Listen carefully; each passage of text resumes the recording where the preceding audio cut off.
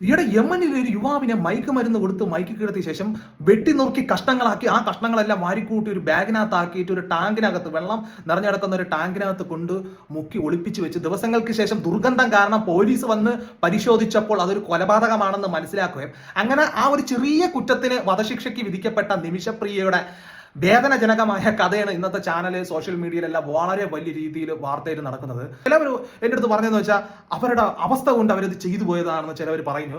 അപ്പൊ ഞാൻ ആലോചിച്ച് സ്വന്തം കൂട്ടുകാരിയെയും കൂടെ വിളിച്ചുകൊണ്ട് വന്നിട്ട് അവരെ പ്രൊഫഷൻ എന്ന് പറയുന്ന നേഴ്സാണ്, അവർ ആ പ്രൊഫഷനിൽ ഇരിക്കുന്ന ഒരു സ്ത്രീ കൂട്ടുകാരിയെ വിളിച്ചുകൊണ്ട് വന്നിട്ട് മൈക്ക് കിടത്തിയിട്ടാണ് ഈ ഒരു കൊലപാതകം നടത്തുന്നത്. അപ്പൊ ഇവർക്ക് പുറത്തിറങ്ങാൻ പറ്റാത്തൊരു അവസ്ഥയൊന്നും അല്ല. അവർക്ക് അവരുടെ കൂട്ടുകാരിയെ വിളിച്ചുകൊണ്ട് വരാനും അല്ലെങ്കിൽ പുറത്തു പോകാനും മയക്കുമരുന്ന് കൊടുത്ത് ഒരുത്തനെ ബോധം കെടുത്തിയിട്ട് കഷ്ണമായിട്ട് വെട്ടി നുറുക്കാനൊക്കെ ധൈര്യം ഉണ്ടെങ്കിൽ അവർക്ക് ഉറപ്പായിട്ടും അടുത്തുള്ള ഇന്ത്യൻ എംബസിനെയോ അല്ലെങ്കിൽ അവിടുത്തെ പോലീസ് സ്റ്റേഷനിലോ അവിടുത്തെ കോടതികളെയൊക്കെ അവർക്ക് നിസാരമായി സമീപിക്കാവുന്ന ഒരു കാര്യമേ ഉള്ളതായിട്ടാണ് എനിക്ക് പേഴ്സണലി എനിക്ക് തോന്നുന്നത്. ഇനി ഇവിടുത്തെ രണ്ടാമത്തെ കാര്യം എന്ന് വെച്ചാൽ കാന്തപുരം എന്ന് പറഞ്ഞിട്ടുള്ള ഒരു വ്യക്തി, അദ്ദേഹം സോഷ്യൽ മീഡിയയിൽ സ്റ്റാറാണ്. അദ്ദേഹം ഒരു വലിയ കാര്യം തന്നെയാണ് ചെയ്തതെന്നാണ് ഞാനും വിശ്വസിക്കുന്നത്.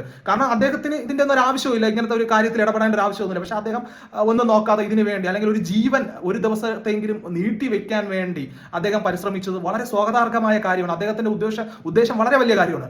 പക്ഷെ അദ്ദേഹം ഒരു റോങ് ആയിട്ടുള്ള ഒരു പേഴ്സണ് വേണ്ടിയാണല്ലോ പോരാടിയത് എന്നുള്ള ഒരു ചിന്തയും എന്റെ മനസ്സിൽ വരുന്നുണ്ട്. അപ്പൊ